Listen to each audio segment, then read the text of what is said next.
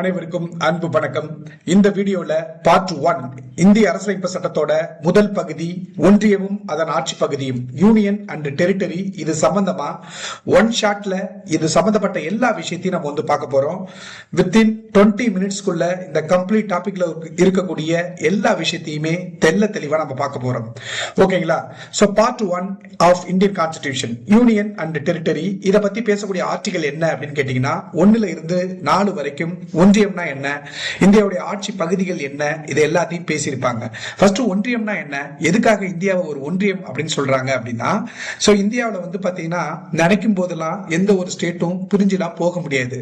அப்ப அது என்ன மீன் பண்றாங்க அப்படின்னு கேட்டீங்கன்னா, இந்தியாவில் எல்லா மாநிலங்களும் ஒன்னு சேர்ந்துதான் இந்தியா அப்படிங்கிற ஒரு நாடு வந்து உருவானது. அப்போ நினைக்கும் போதெல்லாம் பிரிஞ்சு போக முடியாது. State cannot secede. ஓகேங்களா? அவங்களுக்கு பிடிக்கல அப்படின்னா பிரிஞ்சுலாம் போக முடியாது. நம்ம ஒன்னும் ஒப்பந்தம் போட்டு சேரல, எல்லாரும் ஒன்னு சேர்ந்துதான் இந்தியா அப்படிங்கிற நாட்டை வந்து கட்டமைச்சோம். அதனாலதான் இந்தியாவுடைய முதல் பகுதியை யூனியன் அண்ட் டெரிட்டரி அப்படின்னு ஆரம்பிச்சிருக்கிறாங்க. ஒன்றியம்னா என்ன மீனிங் அப்படின்னு கேட்டீங்கன்னா, நினைக்கும் போதெல்லாம் பிரிஞ்சு போக முடியாது, எல்லாரும் ஒன்னு சேர்ந்துதான் எல்லா ஸ்டேட்டும் கம்பைன்ட் ஆகி தான் நம்ம நாடு இந்தியா அப்படிங்கிற ஒரு நாட்டை வந்து உருவாக்கி இருக்கோம். டெரிட்டரினா என்ன, இந்தியாவுல பிரதேசங்கள்லாம் என்ன, எதெல்லாம் உள்ளடக்கியது இந்தியா அப்படின்னு கேட்டீங்கன்னா, இந்தியாவுக்குள்ள ஸ்டேட் பல மாநிலங்கள் இருக்கு, அதுக்கப்புறம் யூனியன் பிரதேசங்கள் இருக்கு, அதுக்கப்புறம் அக்வயர்ட் டெரிட்டரி அப்படின்னா ஃபியூச்சர்ல வந்து பாத்தீங்கன்னா இந்தியா வேணும்னா பர்ச்சேஸ் பண்ணலாம், பக்கத்துல இருக்கக்கூடிய ஒரு இடத்த பர்ச்சேஸ் பண்ணி வாங்கிட்டு வரலாம், இல்ல பக்கத்து நாடு அந்த இடத்தை வந்து கிஃப்ட் பண்ணலாம், இந்த மாதிரி வந்து லீஸுக்கு வாங்கலாம். இந்த மாதிரி என்னது லீஸுக்கு வாங்கலாமா, அப்படிலாம் ஏதாச்சும் காசு கொடுத்து வாங்கியிருக்காங்களா அப்படின்னு கேட்டீங்கன்னா, உலக நாடுகள்ல அலாஸ்கான்னு ஒரு இடம், அது ரஷ்யாவோட இடம். அந்த ரஷ்யாவை வந்து அமெரிக்கா காசு கொடுத்து தான் வாங்கினாங்க, இப்போ அது அமெரிக்காவில் இருக்கு. அந்த மாதிரி வாங்கலாம். ஓகே, பக்கத்துல இருக்கக்கூடிய இடத்த காசு கொடுத்து கூட அதை நம்ம கூட இணைச்சிக்கலாம், அவங்க ஒத்துக்கிட்டாங்கன்னா. ஓகேங்களா? இப்போ யூனியன் தான் என்னது, எல்லாரும் ஒன்னு சேர்ந்து உருவானோம். டெரிட்டரினா என்ன அப்படின்னு கேட்டீங்கன்னா, இந்தியாவில் என்னெல்லாம் இருக்கு பிரதேசங்கள்லாம், இந்தியாவில் மாநிலம் இருக்கு, யூனியன் பிரதேசம் இருக்கு, அப்புறம் அக்வயர்ட் டெரிட்டரி இன் ஃபியூச்சர். அடுத்து வருங்காலத்துல ஏதாச்சும் பிரதேசங்களை இணைச்சாலும் அது இந்திய டெரிட்டரிக்குள்ளதான் வரும். ஓகேங்களா? சோ ஆர்டிகல் 1 எடுத்து படிச்சீங்கன்னா இதுல நீங்க என்ன தெரிஞ்சுக்கலாம் அப்படின்னு கேட்டீங்கன்னா, முதல் ஆர்டிகல்ல உங்க பேர் வைக்கிறதே பிரச்சனையா இருந்தது. என்னன்னு கேட்டீங்கன்னா, ஒரு செட் ஆஃப் பீப்புள் இந்தியான்னு வைங்கிறாங்க, ஒருத்தவங்க பாரத் வைன்னு சொல்றாங்க. சோ எந்த பிரச்சனையும் வரக்கூடாதுங்கிறனால இந்தியா அதாவது பாரதம் அப்படின்னு பேர் வச்சாங்க. இந்தியா அதாவது பாரதம், இது மாநிலங்களின் ஒன்றியம் அப்படின்னு சொல்றாங்க. ஆல்ரெடி நான் சொல்லிட்டேன். ஏன் இத யூனியன் ஆஃப் ஸ்டேட்னு சொல்றாங்கன்னா, இந்தியா வந்து பாத்தீங்கன்னா எல்லாரும் ஒன்னு சேர்ந்து உருவானது, அதே மாதிரியே நினைக்கும் போதெல்லாம் பிரிஞ்சு போக முடியாது அப்படிங்கறனாலதான் இதை இந்தியாங்கிறது ஒரு மாநிலங்களின் ஒன்றியம் அப்படின்னு சொல்லியிருக்காங்க. இதே அமெரிக்காவும் பாத்தீங்கன்னா, அமெரிக்காவை ஃபெடரேஷன் ஆஃப் ஸ்டேட்னு சொல்லுவாங்க. ஃபெடரேஷன் ஆஃப் ஸ்டேட் அப்படின்னா என்னன்னா, அவங்க ஒப்பந்தம் போட்டு சேர்ந்திருப்பாங்க. அமெரிக்காவில் 50 மாகாணம் இருக்கு, அவங்க எல்லாரும் ஒப்பந்தம் போட்டு தான் வந்து சேர்ந்திருப்பாங்க. சப்போஸ் பிடிக்கல அப்படின்னு கேட்டீங்கன்னா அவங்க பிரிஞ்சு போகலாம். ஆனா இந்தியாவில் அப்படி முடியாது. காரணம், இந்தியா வந்து ஒரு யூனியன் ஆஃப் ஸ்டேட் அப்படின்னு சொல்றது. அப்ப இந்தியாவுக்கு பேர் வச்சிருக்காங்க. இந்தியா அதாவது பாரதம், இது மாநிலங்களின் ஒன்றியம் என விவரிக்கும் சரத்து எது, என விவரிக்கும் சட்டம் எதுன்னு கேட்டா ஆர்டிகல் 1. ஆர்டிகல் 2 எடுத்து படிச்சீங்கன்னா என்ன தெரிஞ்சுக்கலாம்னா, admission or establishment of new state, அதாவது இந்திய பரப்பளவில் அல்லாத புதிய மாநிலங்களை எப்படி இந்தியாவுக்குள்ள சேர்க்கிறது அப்படின்னு பேசியிருப்பாங்க. இந்திய பரப்பளவில் அல்லாதனா என்ன மீனிங்னா, இது பாக்குறதுக்கு இந்திய பரப்பளவுல தான் இருக்கும், ஜியாகிரபிக்கலா பார்க்கும்போது இந்தியாவுக்குள்ளதான் இருக்கும். ஆனா அதை வந்து வேற ஒரு காலனியல் வந்து பார்ட்டி வந்து ரூல் பண்ணிருப்பாங்க. ஃபார் எக்ஸாம்பிள் பாண்டிச்சேரி வந்து பிரெஞ்சுக்காரங்க ரூல் பண்ணாங்க, கோவா டாமன் அண்ட் டையூலாம் போர்ச்சுகீசியர்கள் ரூல் பண்ணாங்க. அப்ப அவங்கள்ட்ட இருந்து அவங்க கண்ட்ரோல்ல இருந்த சில பகுதிகளையும் இந்தியாவுக்குள்ள கொண்டு வந்தாங்க. அதை எப்படி கொண்டு வந்தாங்கன்னா ஆர்டிகல் 2 யூஸ் பண்ணி கொண்டு வந்தாங்க. சோ இந்திய பரப்பளவில் அல்லாத புதிய மாநிலங்களை உருவாக்குறத பத்தி சொல்றது ஆர்டிகல் 2. சோ இதுல வந்து பாத்தீங்கன்னா மிக முக்கியமான இடத்தை மட்டும் நான் கொடுத்திருக்கிறேன். இது எக்ஸாம் பாயிண்ட் ஆஃப் வியூல ரொம்ப ரொம்ப முக்கியம். சோ பாருங்க, 10 சட்ட திருத்தத்தை ஒரு டைம் நீங்க பாத்துங்க. 10வது சட்ட திருத்தம் 1961, 12 1961 தான் பண்ணாங்க. 14வது சட்ட திருத்தம் 1962, 36வது சட்ட திருத்தம் 1975. ஓகேங்களா? இந்த 10வது சட்ட திருத்தம் 1961 அடிப்படையில் தாத்ரா அண்ட் நாகர் ஹவேலியை வந்து இந்தியாக்குள்ள சேர்த்தாங்க. 10வது சட்ட திருத்தம் தாத்ரா அண்ட் நாகர் ஹவேலியை சேர்த்தாங்க, வருஷம் 1961. 12வது சட்ட திருத்தம் அதுவும் 1961 தான். டாமன் அண்ட் டையூயும் கோவாவையும் சேர்த்தாங்க. இது நல்லா புரிஞ்சுங்க. கோவாவை எந்த சட்ட திருத்தம்னு கேட்டா 12. அடுத்து நம்ம பாண்டிச்சேரி பொறுத்த வரைக்கும் 14வது சட்ட திருத்தம் 1962 நடந்தது. அந்த 14வது சட்ட திருத்தம் பண்ணி தான் பாண்டிச்சேரியை வந்து பாத்தீங்கன்னா இந்தியா கூட இணைச்சாங்க. ஓகேங்களா? அப்ப அது வரைக்கும் இது பிரெஞ்சு கண்ட்ரோல்ல இருந்தது. பிரெஞ்சுக்காரங்க வந்து 1954 நம்மளுக்கு விடுதலை கொடுத்துட்டாங்க. இருந்தாலும் இது இந்தியா கூட பாண்டிச்சேரி எப்ப சேர்ந்ததுன்னு கேட்டா 14வது சட்ட திருத்தம் 1962க்கு அப்புறம் தான் இந்தியா கூட சேர்ந்தது. அடுத்து 36வது சட்ட திருத்தம் 1975ல சிக்கிம் அப்படிங்கிறது வந்து இந்தியாவில் பாதுகாக்கப்பட்ட ஒரு பகுதியா இருந்தது. ப்ரொடெக்டரேட் ஸ்டேட்னு சொல்லுவாங்க. அதை வந்து பாத்தீங்கன்னா இந்தியா கூட சேர்த்திருப்பாங்க. இதுக்காக ஒரு தனி ஆர்டிகல் 2A அப்படின்னு உருவாக்கி இருப்பாங்க. அது இப்ப இல்ல. ஓகேங்களா?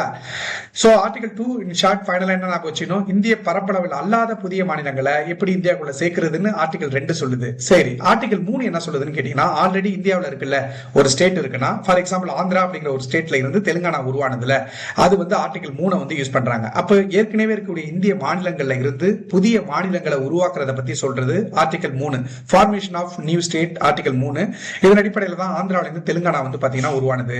இப்போ ஆர்டிகல் 3 யூஸ் பண்ணி என்னெல்லாம் செய்யலாம்னு கேட்டீங்கன்னா, இப்போ ஒரு மாநிலத்தோட நேம சேஞ்ச் பண்ணலாமா அப்படின்னா பண்ணலாம். அதே மாதிரியே வந்து ஒரு மாநிலத்துல எல்லைகளை மாற்றி அமைக்கிறது, இல்ல அதனுடைய ஒரு ஸ்டேட்ல வந்து அதனுடைய ஏரியாவை வந்து இன்க்ரீஸ் பண்றது, இல்லனா ஏரியாவை டிக்ரீஸ் பண்றது, இல்ல ஒரு ஸ்டேட்டை வந்து ரெண்டா பிரிக்கிறது, இல்ல ஒரு 2 யூனியன் பிரதேசத்தை சேர்த்து இது ஒரு ஸ்டேட்னு அறிவிக்கிறது. இதெல்லாம் ஆர்டிகல் 3 வந்து யூஸ் பண்ணி செய்வாங்க. இது எல்லாத்துக்கும் யாருக்கு பவர் அப்படின்னு கேட்டீங்கன்னா பார்லிமெண்ட்டுக்கு தான் பவர் இருக்கு. ஆர்டிகல் 2 யூஸ் பண்ணி இந்திய பரப்பளவில் அல்லாத புதிய மாநிலங்களை இந்தியாக்குள்ள சேர்க்கிறதா இருக்கட்டும், ஆர்டிகல் 3 யூஸ் பண்ணி ஏற்கனவே இருக்கக்கூடிய இந்தியன் ஸ்டேட்ல ஆந்திரால இருந்து தெலுங்கானா பிரிச்சாங்கல்ல, இந்த விஷயம் எல்லாமே யாரால பண்ண முடியும்னா பார்லிமெண்ட் தான் பண்ண முடியும். ஆனா ஆர்டிகல் 3 யூஸ் பண்ணி ஆந்திரால இருந்து தெலுங்கானாவை உருவாக்குனாங்க. அப்படி உருவாக்குறாங்க அப்படின்னு கேட்டீங்கன்னா, இதுக்கு இந்த மாதிரி செய்யறதுக்கு ஒரு புதிய மாநிலத்தை ஏற்கனவே இருக்கக்கூடிய இந்திய ஸ்டேட்ல இருந்து ஒரு புதிய மாநிலத்தை உருவாக்கணும் அப்படின்னா அதுக்கு பிரசிடென்ட்டோட முன் பரிந்துரை அவசியம். பிரசிடென்ட் வந்து ஃபர்ஸ்ட் ப்ரீ ரெக்கமெண்டேஷன் பண்ணிருக்கணும். அதுக்கப்புறம் தான் இந்த ஸ்டேட்டை வந்து பிரிக்கலாம் இல்ல அப்படிங்கறது பேச்சுவார்த்தைக்கே போவாங்க.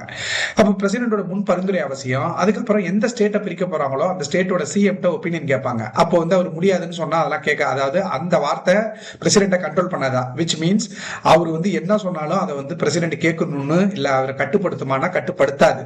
அப்ப என்னதான் சொல்ல வரீங்க அப்படின்னு கேட்டீங்கன்னா, இப்ப பார்லிமெண்ட், அதாவது பார்லிமெண்ட் வந்து நினைச்சிட்டு இந்த ஸ்டேட்டை பிரிக்க நினைச்சா அவங்க பண்ணிடலாம், அவ்வளவுதான். ஓகேங்களா? சோ ஆர்டிகல் 3 பொறுத்த வரைக்கும் புதிய மாநிலங்களை உருவாக்குதல், இந்த கண்டிஷன் முக்கியம். எக்ஸாம் பாயிண்ட் ஆஃப் வியூல கண்டிஷன் வந்து அப்படி புதிய மாநிலத்தை உருவாக்கணும்னா பிரசிடென்ட்டோட ரெக்கமெண்டேஷன் முக்கியம். அப்புறம் ஸ்டேட் சிஎம் ஒப்பீனியன் கேட்கணும். ஏன்னா இது ஒரு லா ப்ரொசீஜராகவே வச்சிருக்காங்க.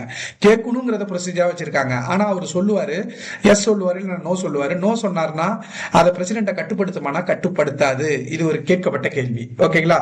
சரி, ஆர்டிகல் 4 என்ன சொல்லுது அப்படின்னு கேட்டீங்கன்னா, இப்ப ஆர்டிகல் 2ல இந்திய பரப்பளவில் அல்லாத மாநிலங்கள், அதாவது அந்த டைம் இப்ப நம்ம விடுதலை வாங்கினது வந்து பிரிட்டிஷ்காரங்கள்ட்ட தான். ஓகேங்களா? இப்போ அப்ப விடுதலை பிரிட்டிஷ்காரர்ட்ட இருந்து வாங்கினாலும் இங்க பிரெஞ்சுக்காரர்கள் இருக்காங்க, போர்ச்சுகீசியர்கள் இருக்காங்க.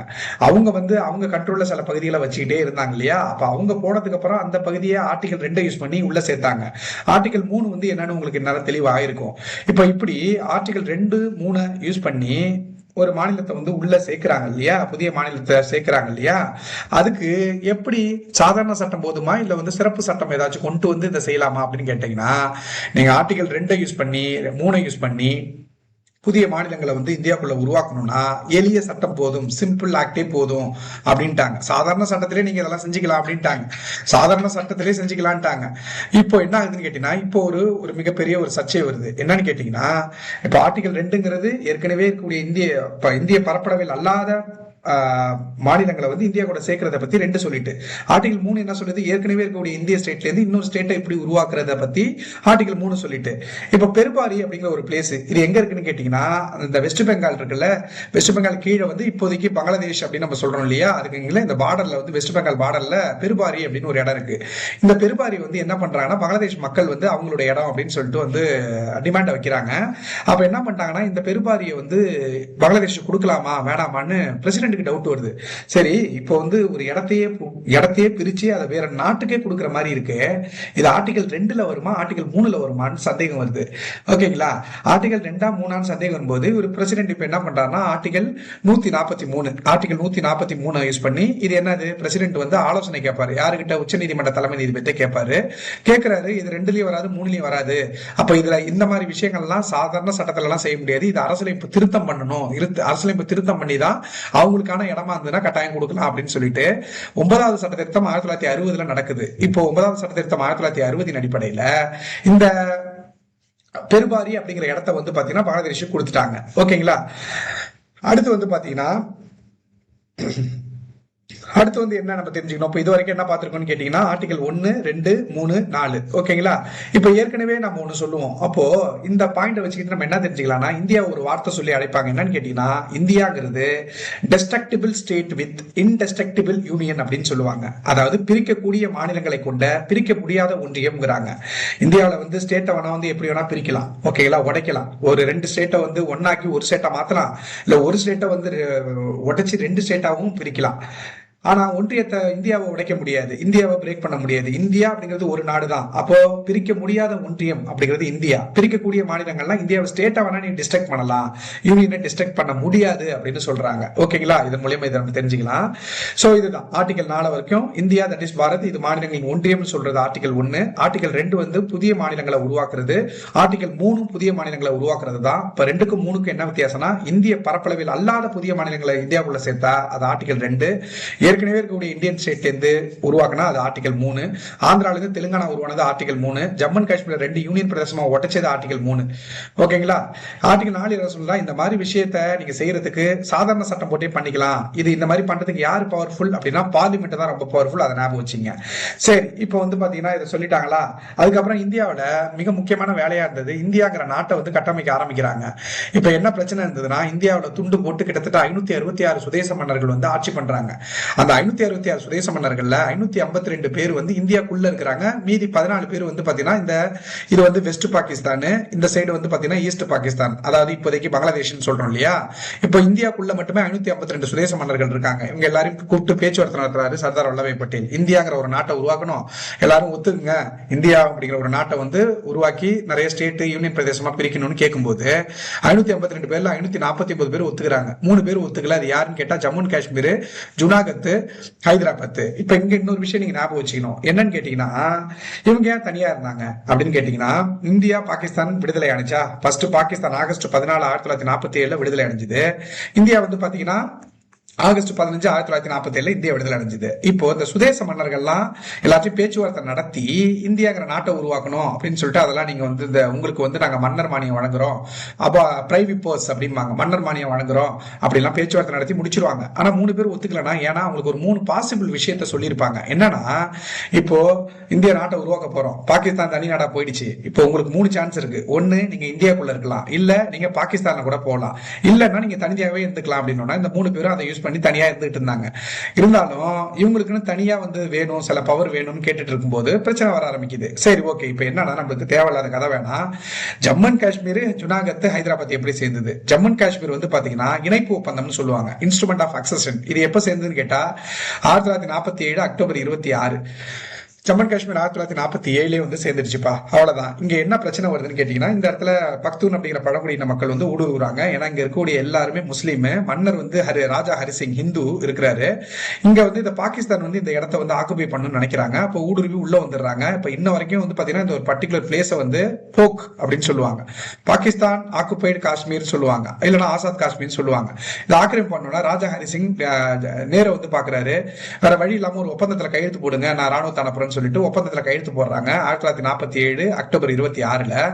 அதன் அடிப்படையில் வந்து பாத்தீங்கன்னா ஒப்பந்தத்துக்கு அப்புறம் இந்திய ராணுவம் அனுப்பி அந்த கிளர்ச்சியாளர்கள்லாம் வெளில தள்ளி அதுக்கப்புறம் வந்து ஜம்மு அண்ட் காஷ்மீர் வந்து இந்தியா கூட இணைஞ்சிருக்கு.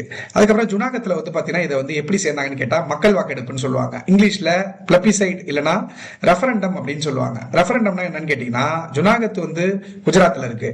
இங்க வந்து பெரும்பான்மையான மக்கள் ஹிந்து, ஆனா மன்னர் வந்து முஸ்லீம், முகமது கான் அப்படின்னு ஒருத்தர் இருந்தாரு. அப்ப அங்க உள்ள மக்கள் வந்து இந்தியா கூட சேர விரும்பினாங்க. ஜுனாகத் அந்த இருந்த மன்னர் மஹமத் கான் வந்து பாகிஸ்தான் போக விரும்பினாரு. அப்போ மக்கள் விரும்பினால 1948 பிப்ரவரி 20 இதுவும் இந்தியாவில் சேர்ந்துட்டு. அடுத்து பாத்தீங்கன்னா ஹைதராபாத் எப்படி சேர்ந்ததுன்னா, இதுதான் கொஞ்சம் இழுபறியா இருந்தது. காரணம், இங்க இருந்தது யாருன்னு கேட்டா அசப் ஷா அப்படிங்கிறவரு. இந்த அசப் ஷா என்ன பண்றாருன்னு கேட்டீங்கன்னா, இவரும் வந்து பாகிஸ்தான் கூட பேச்சுவார்த்தை நடத்துறாரு. இவர் என்ன பண்றாருன்னா, இந்திய ராணுவமே வந்தா பரவாயில்ல, ரசாக்கர் அப்படிங்கிற ஒரு ராணுவத்தை வந்து உருவாக்கிட்டு இருக்கிறாரு. எதுக்காகனா இந்திய ராணுவத்தை அடிக்கிறதுக்கா, ஓகேங்களா. ரசாக்கர் அப்படிங்கிற ராணுவத்தை வந்து உருவாக்குறாரு. பட் ஆனா என்ன ஆகுதுன்னா, பேச்சுவார்த்தை நடத்துறாங்க, கேட்க மாட்டாங்க. சோ ஹைதராபாத் வந்து எப்படி சேர்ந்ததுன்னா ராணுவ நடவடிக்கை அப்படிம்பாங்க, போலீஸ் ஆக்ஷன்னா ராணுவத்தை வந்து உள்ள அனுப்பி ஆபரேஷன் போலோ அப்படிங்கிற ஒரு ஆபரேஷனை நடத்தி 1948 இந்த ஆபரேஷன் போலோ எவ்வளவு தூரம் நடந்ததுன்னா 1948 செப்டம்பர் 13 ஆரம்பிச்சது 17 வரைக்கும் கிட்டத்தட்ட 5 நாள் நடக்குது. அதுக்கப்புறம் ஹைதராபாத் சேர்ந்துட்டு இப்போ இந்தியாவில் ஜம்மு அண்ட் காஷ்மீர், ஜுனாகத், ஹைதராபாத் 3த்தையும் சேர்த்துட்டாங்க. ஜம்மு அண்ட் காஷ்மீர் இணைப்பு ஒப்பந்தம் டேட் முக்கியம், கரெக்டாக போச்சுங்க. ஜம்மு காஷ்மீர் 1947 சேர்ந்தது, ஜுனாகத்தும் ஹைதராபாத்தும் 1948 சேர்ந்தது. 1948 இதுல கடைசியா சேர்ந்தது எதுன்னு கேட்டா ஹைதராபாத் தான். இப்போ ஒரு வழியா எல்லாத்தையும் பேச்சுவார்த்தை நடத்தி ஒன்னாக்கிட்டாங்க. அடுத்து என்ன ஆகுதுன்னா, இந்தியாவை உருவாக்கணும், எப்படி உருவாக்குறதுங்கிற பிரச்சனை. மொழி பேசக்கூடிய மொழியின் அடிப்படையில் பிரிச்சு விட்டுலாமா இல்ல நிர்வாகத்தின் அடிப்படையில் பிரிச்சு விடலாமா அப்படிங்கிற பிரச்சனை வருது. அப்ப அதுக்காக பேசக்கூடிய மொழியின் அடிப்படையில் பிரிக்கலாமா இல்ல நிர்வாகமா? நிர்வாகம்னா என்ன பண்ணுவாங்க? இப்போ ஒட்டுமொத்த இந்தியா இருக்கு அப்படின்னு கேட்டீங்கன்னா, இந்தியா இருக்குன்னா ஒரு தோராயமா ஒரு நம்பர் வச்சுப்பாங்க. ஃபார் எக்ஸாம்பிள் ஒரு 10 லட்சம் அப்படின்னு சொல்லிட்டு 10 லட்சம் மக்கள் அப்படின்னு சொல்லிட்டு நிர்வாகத்தின் அடிப்படையில் பிரிச்சோம்னா ஈஸியா நிர்வாகம் பண்ணலாம், அந்த மக்களுக்கு தேவையான நலத்திட்டங்களை செய்யலாம், இப்படி செய்யலாம். ஓகேங்களா? வேற வழி என்ன இருக்குன்னு கேட்டா, இந்த ஒரு பர்டிகுலர் ரீஜியன்ல அந்த பேசக்கூடிய மொழியின் அடிப்படையில பிரிச்சு விட்டுறலாம் அப்படின்னு ஒரு டவுட் வருது. ஆனா பேசக்கூடிய மொழியின் அடிப்படையில பிரிச்சா மிகப்பெரிய சர்ச்சையாகும்னு சொல்லிட்டு கமிட்டி போடுறாங்க. அதுக்காக போட்ட கமிட்டி தான் எஸ்கேதார் கமிட்டி. ஃபர்ஸ்ட் போட்ட கமிட்டி. எஸ்கேதார் கமிட்டில யாரெல்லாம் இருந்தா அப்படின்னு கேட்டீங்கன்னா, அது ஞாபகம் வச்சுங்க, எஸ்கே தார் கமிட்டியா, தார் கமிட்டியை நீங்க மறக்க மாட்டீங்க. அடுத்து இதுல யார் இருந்தாங்கன்னா, பன்னாலால் ஜெகத் நாராயணன் இருந்தாங்க. ஓகேங்களா? எஸ்கே தாரா, எஸ்பிஜே. ஓகேங்களா? ஸோ எங்க யூஸ் ஆகுதோ இல்லையோ, சும்மா ஜஸ்ட் ஒரு ஞாபகம் வச்சு வச்சுங்க. எஸ்பிஜேனா இது எஸ்கே தார் கமிட்டி, பன்னானால் ஜெகத் நாராயணன் அப்படிங்கிற ஃபர்ஸ்ட் கமிட்டி வருது. இவங்க என்ன இந்த கமிட்டி செட் பண்ணது யாருன்னு கேட்டா, அரசியலமைப்பு நிர்ணய சபை இது பண்றாங்க. இவங்க பேசக்கூடிய மொழியின் அடிப்படையில் பிரிக்காதீங்க, சண்டை வரும், பிரச்சனை வரும்ட்டாங்க. நிர்வாகத்தின் அடிப்படையில் பிரிக்கலான்னாங்க. ஓகேங்களா? ஸோ அடுத்து யார் வராங்கன்னா, ஜேவிபி கமிட்டி. ஜேவிபி கமிட்டி ரொம்ப ரொம்ப முக்கியமான ஒரு கமிட்டி. இது 1948 இந்த கமிட்டி வருது. இந்த ஜேவிபி கமிட்டி பொறுத்த வரைக்கும் யாராருன்னு பாருங்க. Jawaharlal Nehru, J for Jawaharlal Nehru, V for Vallabhbhai Patel, P for Pattabhi Sitaramayya. இந்தியாவோட முதல் பிரதமர் நேரு, இந்தியாவோட முதல் துணை பிரதமர் வல்லபாய் பட்டேல், காந்தியுடைய க்ளோஸ் ஃப்ரெண்ட் பட்டாபி சீதாராமையா. 3 பேர் வராங்க. அப்படின்னா அது எந்த அளவுக்கு பிரச்சனையா இருந்திருக்குன்னு பாத்துங்க. 3 பேர் 1948 வராங்க. 1949 ரிப்போர்ட்டை சப்மிட் பண்றாங்க. இந்த கமிட்டியை செட் பண்ணது யாருன்னு கேட்டீங்கன்னா காங்கிரஸ். ஓகேங்களா? காங்கிரஸ் செட் பண்றாங்க. அப்படி இவங்க இவங்களும் என்ன சொன்னாங்கன்னா, மொழியின் அடிப்படையில் வேணாம், நிர்வாகத்தின் அடிப்படையில் பிரிங்க அப்படின்ட்டாங்க. இப்ப பிரச்சனை கொழுந்து விட்டு எரியுது இந்தியா முழுக்க. இப்ப என்ன நடக்குதுன்னு கேட்டீங்கன்னா, பேசக்கூடிய மொழியின் அடிப்படையில பிரிங்கன்னு சொல்லிட்டு நடக்குது சண்டை. அப்போ ஆந்திராவில் பாத்தீங்கன்னா, ஆந்திரா கிடையாது அப்போதைக்கு, அது ஒருங்கிணைந்த மெட்ராஸ் தான். அந்த மெட்ராஸ்ல ஒரு குறிப்பிட்ட ரீஜியன்ல மட்டும் என்ன ஆகுதுன்னு கேட்டீங்கன்னா, பொட்டி ஸ்ரீராமுலு அப்படிங்கிறவரு, அந்த பொட்டி ஸ்ரீராமுலு பொறுத்த வரைக்கும் 56 நாள் உண்ணாவிரதம் இருக்கிறாரு. ஹங்கர் ஸ்ட்ரைக்ல ஈடுபட்டு செத்து போயிறாரு. இப்ப செத்து போனோம்னா என்ன ஆயிடுன்னு கேட்டா, இவரோட கோரிக்கை என்ன, தெலுங்கு பேசக்கூடிய மக்களை ஆந்திரான்னு பிரிச்சு கொடுங்கன்னு கேட்டாரு. 56 நாள்ல உண்ணாவிரதம் செத்த உடனே நாடு எங்கிலும் பத்திக்கிட்டு எரியுது. அப்ப என்ன ஆகுதுன்னு கேட்டீங்கன்னா, வேற வழி இல்லாம 1953 இந்தியாவுடைய முதல் மாநிலம் ஆந்திரா அப்படின்னு சொல்லிட்டு ஆந்திரா உருவாக்கிட்டாங்க. முதல் மாநிலம் ஆந்திரான்னு உருவாக்கிட்டாங்க. பிரிச்சது போதும் பிரச்சனை இன்னும் பெருசாக ஆரம்பிச்சுட்டு, அப்ப தெலுங்கு பேசக்கூடிய மக்களை ஆந்திரான்னு பிரிச்சு கொடுத்தீங்களே, அப்ப எல்லா ஸ்டேட்டையும் பிரின்னு சொல்லிட்டு நடக்குது. சோ இதுல சில இடம்லாம் பாத்தீங்கன்னா கொஞ்சம் எப்படி சொல்றது, நம்ம பஞ்சாப்லாம் சீக்கியர்கள் இருக்கு. பஞ்சாப் ஹரியானா ஏன் பிரிஞ்சுது அப்படின்னு கேட்டீங்கன்னா, பஞ்சாப்ல சீக்கியர்கள் அதிகம், ஹரியானால பாத்தீங்கன்னா ஹிந்துக்கள் அதிகம். அதனால என்ன பண்ணிட்டாங்க, சீக்கியர்கள் மட்டும் இருக்கக்கூடிய ஒரு இடம் வேணும் அப்படின்னு தான் பஞ்சாப் அதுக்கப்புறம் ஹரியானா தனியா பிரிச்சு விட்டாங்க. பஞ்சாப்ல இருந்து பிரிச்சதுதான் ஹரியானா. இப்ப பஞ்சாப் பாத்தீங்கன்னா அப்போ என்ன பண்ணுச்சுன்னா, தனி ஸ்டேட் எல்லாம் கேட்கல, தனி நாடே வேணும்னு கேட்டுச்சு. அப்போ எவ்வளவு பிரச்சனை போயிட்டு இருக்குன்னு பாத்துங்க. 1953 ஆந்திராவை பிரிச்சா போதும் பிரச்சனை மிகப்பெரிய அளவுல போகுது. இப்ப அதுக்கப்புறம் என்ன பண்றதுன்னு தெரியாம நேரு என்ன செய்யறாருன்னா, ஒரு கமிட்டி போறாரு. இன்னொரு கமிட்டி அவரு ஒன்னும் ஆகல. அடுத்து என்ன பண்றாருன்னா, ஒரு கமிட்டியை போறாரு, ஃபசல் அலி கமிட்டி.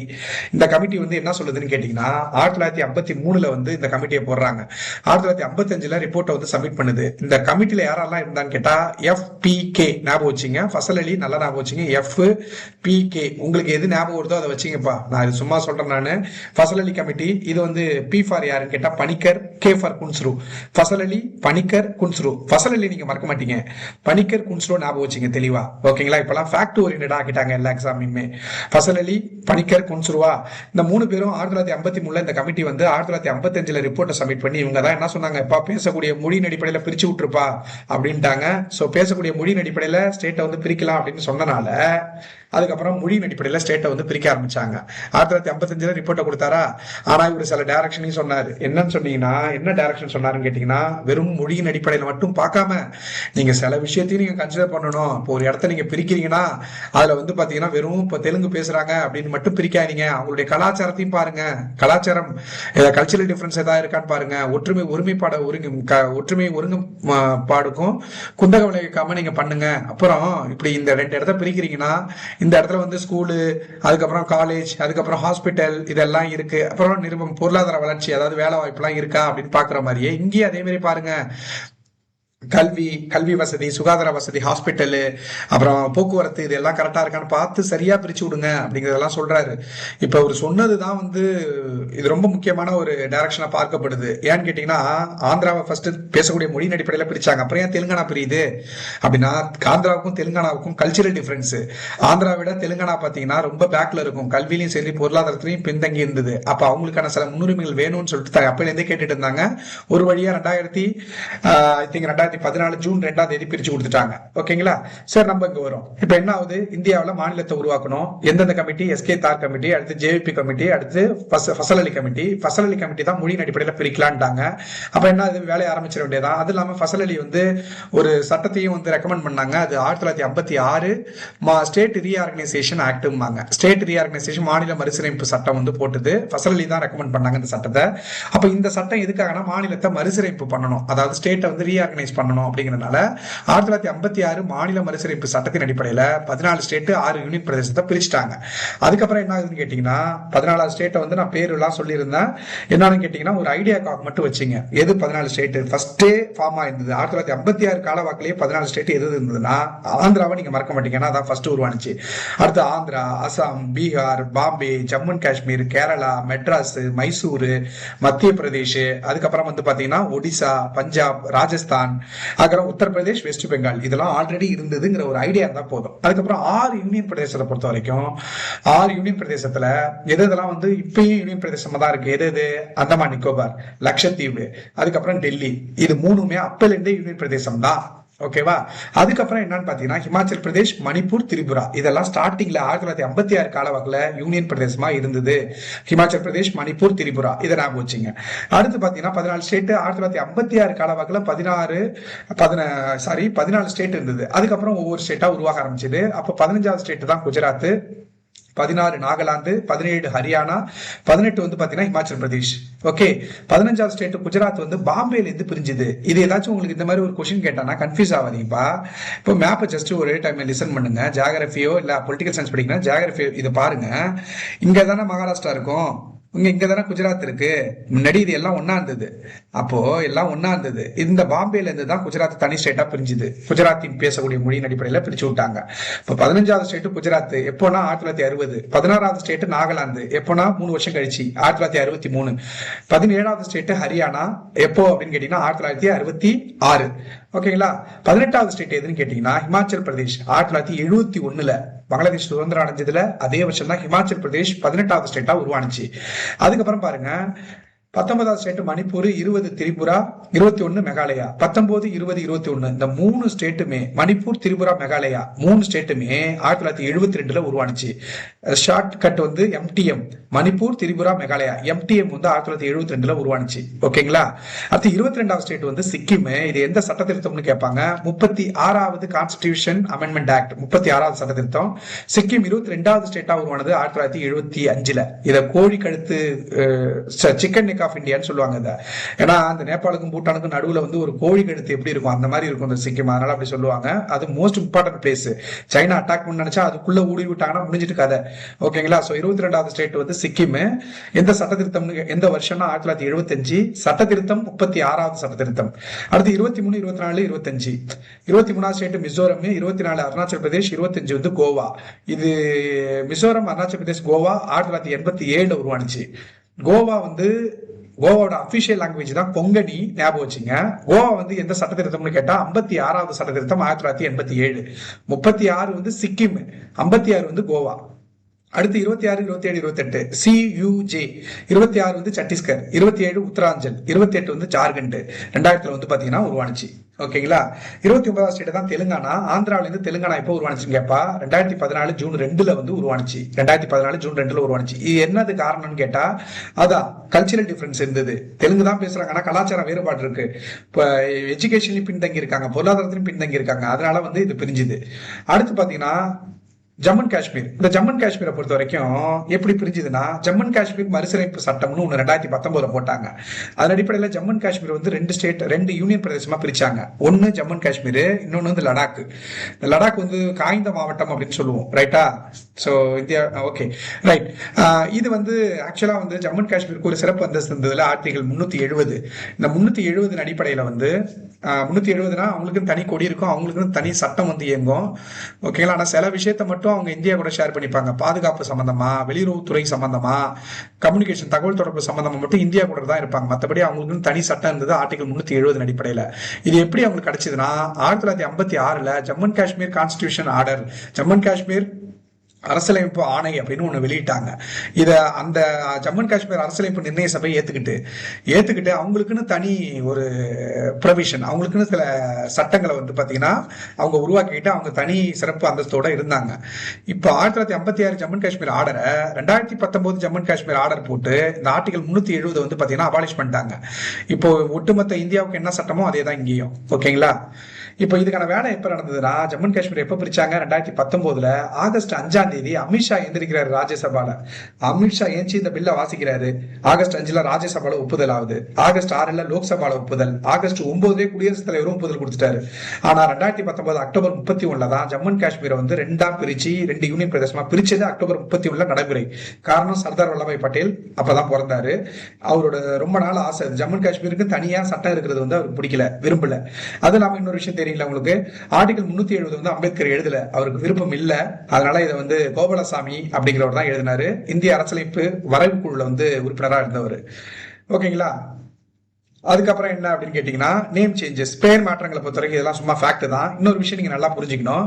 என்னன்னு கேட்டீங்கன்னா, இப்போ நம்ம ஒரு பேசிக்கா ஒரு கொஸ்டின் படிச்சுட்டே இருப்போம்.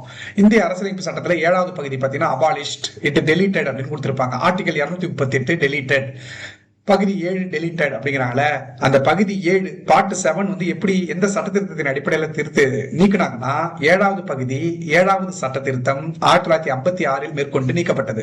7வது பகுதி 7வது சட்ட திருத்தத்தின் அடிப்படையில் நீக்கப்பட்டது, 1956 நீக்கப்பட்டது. அதை நீக்கிட்டு தான் இந்த ஸ்டேட்டே உருவாக்குனாங்க. ஏன்னா 1956 தான் மாநில மறுசீரமைப்பு சட்டம் போட்டாங்களா. இந்த பகுதி அப்போ 1950 அம்பேத்கர் கொடுக்கும்போது இந்த ஸ்டேட் இந்த எல்லா பிளேஸும் எப்படி ஆர்டரா இருந்ததுன்னா இப்படிதான் இருந்தது. எப்படின்னு கேட்டீங்கன்னா, 7வது பகுதியில 4 வகையா பிரிச்சுட்டாங்க. பகுதி okay, type A, type B, type C, type டின்னு வச்சுட்டாங்க. 1956 வரைக்கும் இப்படிதான் இருந்தது. டைப் ஏல பாத்தீங்கன்னா பிரிட்டிஷ் ஆளுநர் மாகாணம். பிரிட்டிஷ் ஆளுநர் மாகாணம் ரொம்ப ரொம்ப முக்கியமான கொல்கத்தா, மும்பை, சென்னை எல்லாம் பிரிட்டிஷ் ஆளுநர் மாகாணமா இருந்தது. அதுல ஒரு 9 பகுதிகள் வந்து வரும்.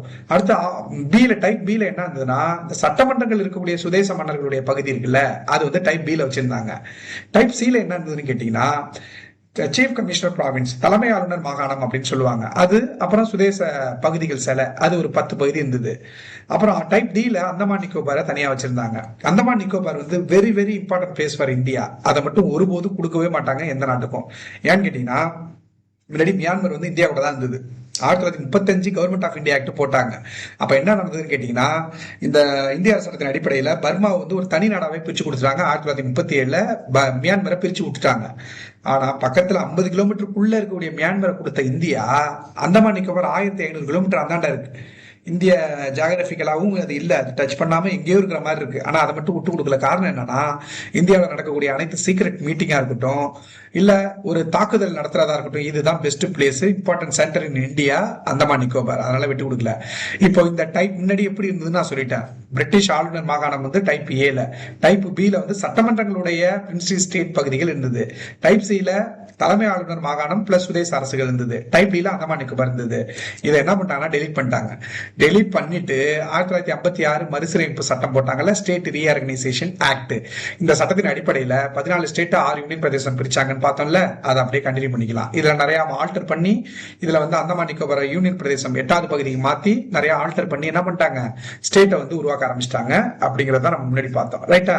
இப்போ அதுக்கப்புறம் நிறைய நேம் சேஞ்ச் வந்து பாத்தீங்கன்னா இருந்தது. நேம் சேஞ்சை பொறுத்த வரைக்கும் என்னன்னா, இது சும்மா நீங்க ஜஸ்ட் தெரிஞ்சுக்கணும். நீங்க வந்து ஒரு யூபிஎஸ்சிலாம் சப்போஸ் இதை பாக்குறவங்க யூபிஎஸ்சி ப்ரிப்பேர் பண்றாங்கன்னா இந்த டேட்டா சும்மா தெரிஞ்சுங்க, அவ்வளவுதான்.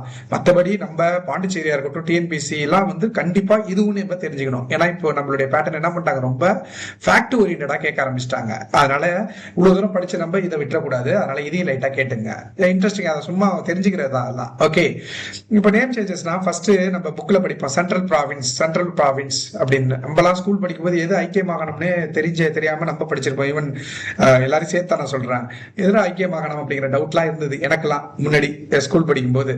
அப்போ ஐக்கிய மாகாணம்ங்கிறது ஒன்றும் கிடையாது, உத்தரப்பிரதேசோட பழைய பேர். ஐக்கிய மாகாணத்தோட புது பேர் தான் உத்தரப்பிரதேஷ். எப்போ மாறுச்சுன்னு கேட்டா 1950.